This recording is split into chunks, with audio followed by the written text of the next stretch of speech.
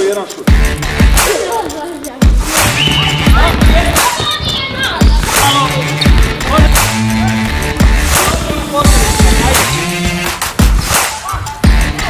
Pozdrav svima ispred košarkaškog kluba Daruvar, 22 kao predsjednik kluba i trener, jedan od trenera. Želim se prije svega zahvaliti svim roditeljima koji su nam ponovno ukazali priliku i prijavili svoju djecu na besplatnu školu košarke ove godine. Želio bih se zahvaliti gradu Daruvaru, gradonačelniku što nas je praktički i od prošle godine sa nastavkom škole košarke pretvorbeni klub pratio.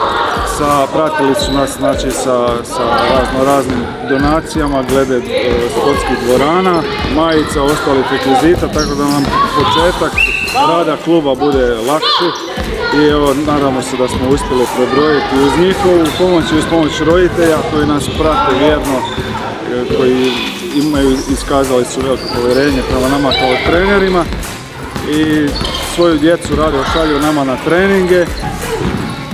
Ove godine je bila ponovno inicijativa i želja, tako i svake buduće godine, da novi naraštaji se pridruže košarci i da zavole košarku kao svoj prvi sport.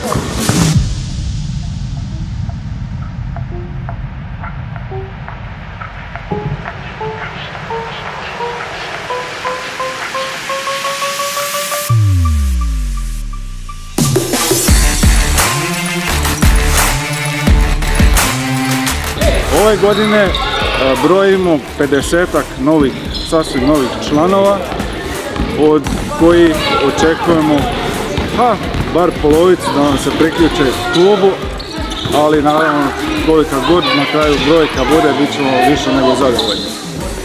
Škola košarke je za djecu uzrasta prvenstveno od 7 do 14 godina i baš mi je drago što prednjače djeca koja su sa 7 godina starosti, tako da im bude kao prvi sport odabran upravo košarka. Ajmo Rokve, današnji kapetan. Svi znamo kako pozdravljamo. Samo malo. Idemo da nas čuju tamo bar do KTC-a. Može.